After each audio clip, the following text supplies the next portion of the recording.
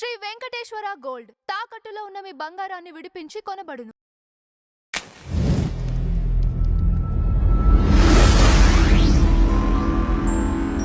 నమస్కారం గురుదేవ. నమస్కారం గురుదేవ, ప్రేమ, పెళ్ళి, హస్తం ఈ రెండింటికి మన చేతికున్న సంబంధం ఏంటి? ఈ రోజుల్లో ఉన్న ప్రేమ విషయాలపైన, పెళ్లిపైన మీ అభిప్రాయం ఏంటి? పెళ్ళి అనేటువంటిది మన సంఘజీవులం గనక సమాజంలో సృష్టికి ఈ కంటిన్యూషన్కి ప్రధానమైనటువంటిది వివాహ వ్యవస్థ. అది వివిధ సాంప్రదాయాల్లో ఎలా ఉంటుంది అనేటువంటిది అది వేరువేరుగా ఉంటుంది. కానీ పెళ్ళి అనేటువంటిది ఈ వ్యవస్థ, కుటుంబ వ్యవస్థ కొనసాగటానికి, సృష్టి క్రమాన్ని కొనసాగించడానికి ఉపయోగపడేటువంటిది. ఇది కూడా మన సనాతన ధర్మంలో కర్మగతమైనటువంటి అంశంగా చెప్తాము. అంటే కర్మ అనేటువంటిది ఈ క్యారీ ఫార్వర్డ్ అవటానికి, ఇద్దరి మధ్య బంధాలు ఏర్పడటానికి అది పెళ్ళి. ఈ పెళ్ళి అనేటువంటిది పూర్వకాలంలో ఏం చేసేవారంటే, ఒక బాలుడైనా బాలికైనా పుట్టిన వెంటనే కొన్ని చోట్ల ఈ అమ్మాయి ఫలానా వాడికి, అంటే కుటుంబంలోనో లేకపోతే ఒక మేనరికమో, వీడికి భార్య పుట్టింది అని ఒక పేరు పెట్టేసేవారు. పెట్టేసి తరువాత ఒక వయసు కొంచెం పెరిగిన తర్వాత 5 ఏళ్ళు, 3 ఏళ్ళు, 2 ఏళ్ళు, 10 ఏళ్ళు, 12 ఏళ్ళ వయసులో కూడా పెళ్ళిళ్ళు జరిగిపోయినటువంటి మన బాల్య వివాహాలు జరుగుతుండేవి. అంటే అక్కడ ప్రేమ అనేటువంటిది అక్కడేమీ లేదు. సాంప్రదాయపరంగా, కుటుంబ పరంగా, వ్యవస్థల పరంగా అక్కడ జరిగిపోయింది. వాళ్ళ కొంచెం వయసు వచ్చిన తర్వాత, 12 దాటిన తర్వాత యుక్త వయసు అంటాం, అంటే మెచ్యూరిటీ వచ్చిన దగ్గర నుంచి వీడు వాడికి భార్య ఆ ఇంటికి వెళ్ళిపోవటం, సంసారం చేయటం. ఇక్కడ అంటే ముందుగానే వాళ్ళిద్దరి మధ్య ఒక రకమైన ఆకర్షణ, ప్రేమ ఏర్పడటానికి ఈ పెళ్ళి అనేది జరిగిపోయింది. అప్పుడు సమాజం అలా ఉంది. తర్వాత కాలక్రమేణా ఏం చేశారంటే బాల్య వివాహాలు అది ఒక ఇబ్బందిగా ఏర్పడి, అంటే మగవాడు ఎంత వయసులో ఉన్నా సరే ఈ అమ్మాయిని చేసేయటం, అది కొన్ని సంవత్సరాలు అయ్యేసరికి వాడు చట్టం చేసేసి పోవటం, ఇవన్నీ సంఘ సంస్కర్తలు దానికంటే బాల్య వివాహాలని ఒక చట్టం చేశారు. యుక్త వయసు రావాలి, అది కూడా వాస్తవం. ఎందుకంటే ఈ శరీరము ఇంకొక బిడ్డకి జన్మనివ్వటానికి దృఢత్వం కావాలి అంటే, ఆ పటిష్టత రావాలి అంటే కొంత వయసు రావాలి. అందుకనే తర్వాత 18 సంవత్సరాలు, 20 సంవత్సరాలు అనేటువంటిది పెట్టారు. అయితే పెళ్ళి అనేటువంటిది యోగము. అది వాళ్ళకి ఆ వివాహ యోగం ఉంటే అది ఏ వయసులో అయినా సరే అది జరుగుతుంది. ఇక తర్వాత ఏమైంది, ఇప్పుడు ఈ రోజులకు వచ్చేసరికి ఆకర్షణ, ప్రేమ.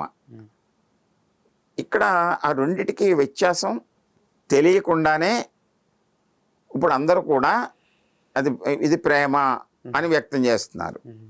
దానికి కారణం ఏమిటంటే సినిమాలు, మీడియా ఇవన్నీ రావడం. ఆకర్షణ యాక్చువల్గా ప్రేమ అనేటువంటిది ఒక పవిత్రమైనటువంటి భావన.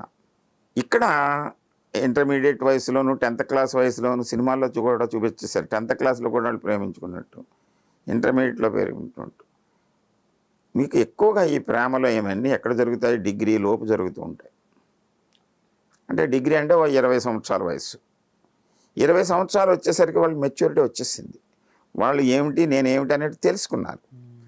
ఆ తర్వాత కలిగేటువంటిది అది స్థిరంగా ఉంటుంది ప్రేమ.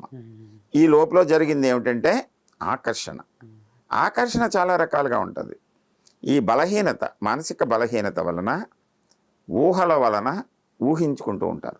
ఈ మనం సమాజంలో చూడటం వలన డబ్బున్న వాళ్ళని డబ్బు లేని వాళ్ళు ప్రేమించడం, లేకపోతే ఉన్నతమైన ఫ్యామిలీలో వాళ్ళని, ఒక చిన్న నవల్స్ అవి పూర్వం వచ్చేవి, చిన్న ఫ్యామిలీలో వాడు అది ఆకర్షించడం, వాళ్ళలో ఏదో ఒక ఎలిమెంట్ ఉంటుంది. ఒక చక్కగా తల్లిలాగా నన్ను చారదీస్తున్నది అమ్మాయనో, తండ్రిలాగా నన్ను జాగ్రత్తగా చూసుకుంటున్నాడు అబ్బాయనో, లేదా ఏదో తాత్కాలిక అవసరాలకి నన్ను హెల్ప్ చేస్తున్నాడనో, లేకపోతే నాకు ఏదో ఆపద కలిగినప్పుడు నన్ను ఆదుకున్నాడను, ఇలాగ ఏదో ఒక కారణం వలన వాళ్ళు ప్రేమలోకి, ఆకర్షణలోకి లోనవుతారు. అది అదే విధంగా తర్వాత వివాహానికి దారితీసి వివాహం చేసుకుని తర్వాత జీవితకాలం కంటిన్యూ అవుతూ చక్కగా సంసారాలు చేసుకునే వాళ్ళు ఉంటారు. కానీ ఆకర్షణ, తాత్కాలికమైన ఆకర్షణకి లోనైనటువంటి వాళ్ళు మాత్రం బలవంతంగా వివాహం చేసుకున్న కొంతకాలానికి అభిప్రాయాల్లో, ఎందుకంటే ఏదో ఒక చిన్న సాకుతోటి వాళ్ళ దగ్గరవుతారు. తర్వాత వాళ్ళ వ్యతిరేక భావాలు వచ్చి విడిపోయేవాళ్ళు ఇప్పుడు సమాజం అలా ఉంది. ఎందుకంటే తాత్కాలిక ఆవేశానికి లోనయ్యేటువంటి వాళ్ళు ఇప్పుడు ఎక్కువగా ఉన్నారు. అందువల్ల ప్రేమ అనేటువంటిది, ఈ వివాహానికి దారి తీసేటువంటి ప్రేమ భార్యాభర్తల ప్రేమ, రెండు ఆపోజిట్ సెక్సెస్. కానీ ప్రేమ యొక్క తత్వం అది కాదు.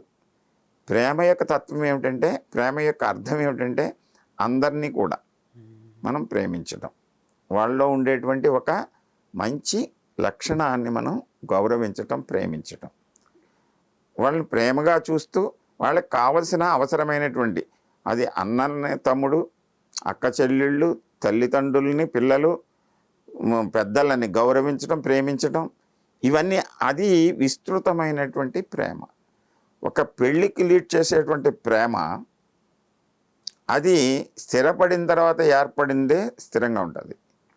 ఈ 10th క్లాస్ నుంచి డిగ్రీ లోపల మధ్యలో ఉండేటువంటి ఆకర్షణ వల్ల వచ్చేటువంటి ప్రేమ అది స్థిరంగా ఉండదు. అయితే అది స్థిరమైన ప్రేమ, అస్థిరమైన ప్రేమ, వీళ్ళ ఆకర్షణ ఏమిటనేటువంటిది మన అరచేతిలో చూస్తే తెలిసిపోతుంది. ఏం చేద్దంటే అరచేతిలో ఈ ప్రేమను కల్పించి దాన్ని స్థిరపరిచేటువంటి లక్షణాలు ఈ శిరోరేఖ అంటే మన యొక్క బుద్ధి విశేషము, హృదయ రేఖ అంటే రిలేషను, ఈ ప్రేమ, ఆత్మీయత, కరుణ చూపెట్టేటువంటి ఈ 2 రేఖలు స్థిరంగా ఉంటే వాళ్ళు ఏ వయసులో పెళ్లి చేసుకున్నా, ఏ వయసులో ఆకర్షణను ప్రేమించుకున్నా వాళ్ళు జీవితాంతం ప్రేమతోటే ఉంటారు. ఒకవేళ ప్రేమించుకోకుండా పెళ్లి చేసేసుకున్నా తర్వాత ప్రేమించుకుంటారు, అంతే కదా. పెద్దలు పెళ్లి చేసుకో అని చెప్పేవారు పూర్వం, నాకు అలాగే చెప్పారు. చేసుకున్నాం, కంటిన్యూ అవుతుంది. 47 ఏళ్ళు 48 ఏళ్ళు పెళ్ళి అయినా సరే ఏ రకమైనటువంటి డిస్టర్బెన్స్ లేకుండా కొనసాగుతుంది. అభిప్రాయ భేదాలు వస్తూ ఉంటాయి ఎవరికైనా, అయితే దాన్ని గౌరవించి సరి చేసుకుంటే ఏ సమస్య ఉండదు. ఇప్పుడు ఏమిటి, ప్రతి చిన్న విషయానికి కూడా ఘర్షణ వస్తుందంటే వాళ్ళ బుద్ధిలో అన్న తేడా ఉండాలి, వాళ్ళ మనసులో అన్న తేడా ఉండాలి. ఈ రెండిట్లో తేడా మనకి అరచే చెప్పేస్తుంది. లేదా వాడి స్వరూపము, స్వభావంలో అయిన ఉండాలి. అంటే రిజిడ్నెస్, కొంతమంది మృదువుగా ఉంటారు, కొంతమంది రిజిడ్గా ఉంటారు. ఈ స్వరూప స్వభావాల్లో కూడా చెప్పేస్తుంది. అయితే మనం తెలుసుకుని ఇద్దరిలో ఉండేటువంటి వ్యత్యాసాన్ని మనం వాళ్ళిద్దరిని కూర్చోబెట్టి చెప్తే మనం మార్చుకోవడానికి కూడా అవకాశం ఉంటుంది. అది ఒక్క సాముద్రిక శాస్త్రం ద్వారానే తెలుస్తుంది. ఎందుకంటే మిగతా శాస్త్రాలు మనల్ని మన గురించి చెప్పవు. ఎవరో మన మీద ప్రభావం చూపెడుతున్నారు, మనం ఎవరికో సాగిలపడితే, ఎవరికో ఏదో చేస్తే వాళ్ళు మనల్ని మారుస్తారు అనేటువంటిది భ్రమ. లేదా ఏదో వస్తువుని తెచ్చి మనం మెడలో వేసుకుంటే మనం మారిపోతాం, భ్రమ. లేదా ఏదో ఒక దిక్కును పట్టుకుని మనం వెళ్ళిపోతే మన మనసు మారిపోతుందని భ్రమ. మనం మారాలి, మనల్ని మనం మార్చుకోవాలి. మనల్ని మనం మార్చుకుంటే ఎదటి మనిషిని అప్పుడు అర్థం చేసుకునేటువంటి తత్వం వస్తుంది. ఆ తత్వాన్ని చెప్పేటువంటిదే ఈ సాముద్రిక శాస్త్రం.